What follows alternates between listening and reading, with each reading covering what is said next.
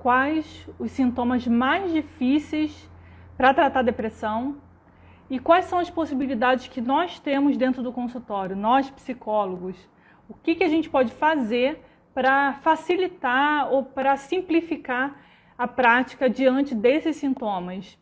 Hoje a gente vai falar de um tema, claro, que é base no nosso programa, que é sobre depressão, né? E os sintomas que os nossos pacientes, né, desenvolvem, e a gente precisa entender um pouco desses sintomas, mas também quais as possibilidades que a gente tem para tratar. Primeiro eu separei aqui alguns sintomas para a gente perceber de onde vem. Primeiro ponto que a gente tem que entender é de onde vêm esses sintomas, como se desenvolvem, quantos sintomas e quais sintomas são, né? No DSM-5 a gente tem catalogado ali 9 sintomas que eles precisam, né, ter 5 pelo menos desses sintomas aí que estão catalogados para que a gente comece a pensar na possibilidade de ser uma depressão. Então, entendendo isso, a gente começa a pensar, né, diluindo um pouquinho mais sobre os sintomas em si. Os sintomas, cada um desses sintomas são multifatoriais, né? Então, por isso que a gente pensa na depressão como um transtorno multifatorial. Ele não é só um transtorno mental, né? Ele é um transtorno também que invade questões fisiológicas, questões ambientais também. E é claro que a nossa mente interage diretamente com essas áreas, né? Então, psicólogo, a importância do nosso papel para o tratamento da depressão é enorme, é incrível. Então, vamos lá. Se esses sintomas são multifatoriais, ou seja, que sintomas são esses? Humor rebaixado a maior parte do tempo, falta de interesse ou prazer nas atividades que antes, né, gostava, fadiga, né, a fadiga muscular mesmo, apatia, interação motora ou lentificada ou rápida, exacerbada, né, acelerada, ganho ou perda de peso num espaço muito tempo de curto, né, cerca de 5% do seu peso atual. Então, de uma forma muito rápida, tipo de 1 a 2 semanas. Culpa. Então, pensando nisso, onde está a interação multifatorial aí? Quando a gente pensa em fadiga, né, a gente pensa muito mais em questões fisiológicas do que em questões psicológicas, né? Sim. Tem até, né, eu estava estudando, lendo um pouco sobre fadiga, né, fadiga muscular, fadiga crônica. Várias doenças trazem esse sintoma, né, de fadiga. Ou seja, doenças psíquicas, né, ou mentais, elas têm uma interação, claro, com o nosso cérebro. E o nosso cérebro interage com o nosso corpo, né? Então, quando a gente fica mais triste, a gente baixa o nível de serotonina, de dopamina, de noradrenalina. E isso interfere no funcionamento do nosso corpo como um todo, né? Então, por isso que ela é multifatorial. Então, ela interliga tudo. Então, um grau muito alto gera um grau muito deficiente também de algumas substâncias químicas, né? Por isso que a gente, no nível médio ou alto, né, de depressão, a gente precisa encaminhar para um médico.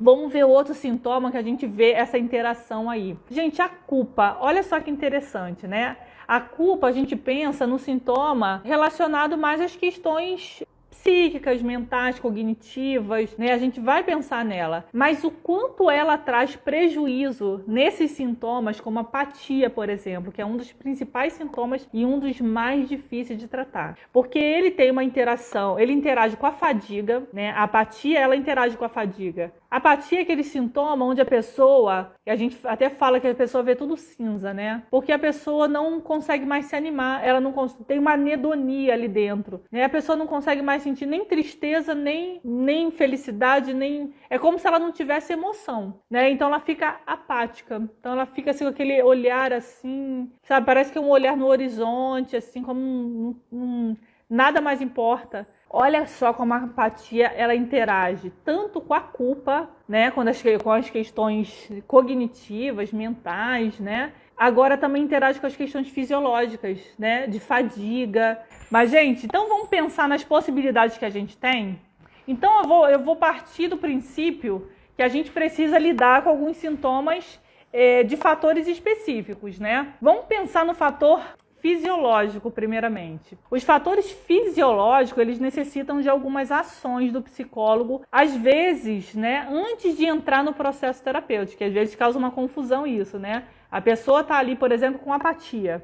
A primeira coisa que o psicólogo precisa pensar, independentemente da abordagem, viu, gente? Antes de entrar no processo terapêutico, algumas intervenções da psicologia, de modo geral, a gente precisa encaminhamento para médico. Que é quando as pessoas chegam primeiro o psicólogo e está com esse sintoma de apatia, e às vezes não é nem a pessoa que vai, que às vezes a pessoa nem consegue sair de casa, é o familiar que vai procurar. E quando é online, né, o online eu acho até que facilitou nessa questão da pessoa não precisar sair de casa, né, ela poder ser atendida do próprio quarto, né, digamos assim, ou psicólogos às vezes precisam se deslocar também, atender a domicílio essas pessoas, né. Eu já fiz atendimento a domicílio de paciente com apatia muito grave, né, para poder sair um pouco dessa crise, né? Começar a sair dessa crise para que ela possa, né, ter a possibilidade de pensar no tratamento, de sair, porque muitos desses pacientes, eles querem o tratamento, só que eles não conseguem, né? A dificuldade deles é essa, eles não conseguem nem ver, às vezes, a esperança que eles precisam para se movimentar, para ir, para encarar um tratamento psicológico, mas muitas vezes porque eles não conseguem sair da cama, muitas vezes, né? Eles estão ali num grau de apatia muito alto, né? Dorme o dia inteiro, né? Outra coisa que a gente tem que interagir quando a gente recebe ou os familiares, a gente precisa orientar, é a orientação relacionada à medicina, né? Então aí vai precisar do psiquiatra para medicar, porque essa pessoa vai precisar fazer alguns exames, tudo para saber o nível de fadiga que pode estar, alguns níveis, né, de vitaminas, né? Como é que está essa questão fisiológica, porque afeta questões relacionadas a questões alimentares, né? Então a perda de apetite ela é muito comum na depressão. Então a gente vai precisar interagir, né? Então esse diagnóstico, digamos, mais técnico, né? Mais voltado às questões mais sintomáticas, a gente também precisa conhecer, precisa ter, para orientar esse familiar, porque o familiar ele não vai lidar com a demanda em si, ele vai lidar com os sintomas desse paciente. Então a gente precisa orientar o que é esse sintoma, como lidar com esse sintoma, quais são os tratamentos que invadem esses sintomas. Muitas vezes a pessoa que está com apatia, ela está perdendo emprego, está perdendo aula, está perdendo Enem, está perdendo amigo, está perdendo namorado, está perdendo tudo, né? Então isso gera também um grau de tristeza, de mal-estar, de culpa muito grande dessa pessoa. A própria culpa pelo adoecimento é uma coisa bem comum na depressão, né? É uma das principais culpas que tem, inclusive. Culpa pelo próprio adoecimento. Então a gente também precisa orientar esses pais que quanto mais pressão para a pessoa sair, mais difícil é para ela sair. Né? Então, para que ele possa sair desse estado fisiológico, ele precisa relaxar a mente também. Ele precisa tirar o excesso de culpa. Ele precisa saber que, enquanto ele está ali se tratando, a escola está sabendo e não vai dar falta para ele.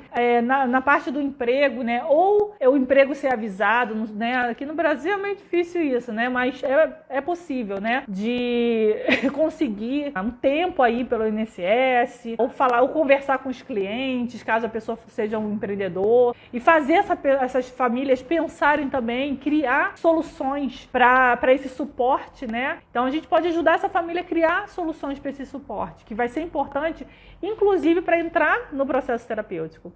Porque é dentro do processo terapêutico que realmente vem um tratamento eficaz. Os tratamentos sintomáticos são importantes, o tratamento médico é importante pelas questões fisiológicas, né, para amenizar um pouco essa baixa de produção em alguns neurotransmissores, mas isso de fato não cura ninguém. E é muito difícil comunicar isso para as pessoas, porque o que realmente vai trazer, digamos, uma cura, né? A gente não gosta muito dessa palavra cura, né? A gente na psicologia, porque o ser humano é o que é, né? A cura está muito ligada mais a bem-estar do que a saúde, a ausência de alguma doença, né? Então tem mais a ver com o seu bem-estar, a sua funcionalidade, né? Então a gente busca isso, não busca cura, até. A gente pode até falar numa busca interior, né? Cada um vai numa cura interior, cada um vai se sentir curado, né? Às vezes a pessoa está doente e se sente bem, se sente curado, né? É uma doença crônica às vezes, né? Então, a gente sabe, nós psicólogos sabemos que só na terapia a pessoa tem possibilidade de encontrar isso. Então, gente, beijo, boa semana para vocês, tá?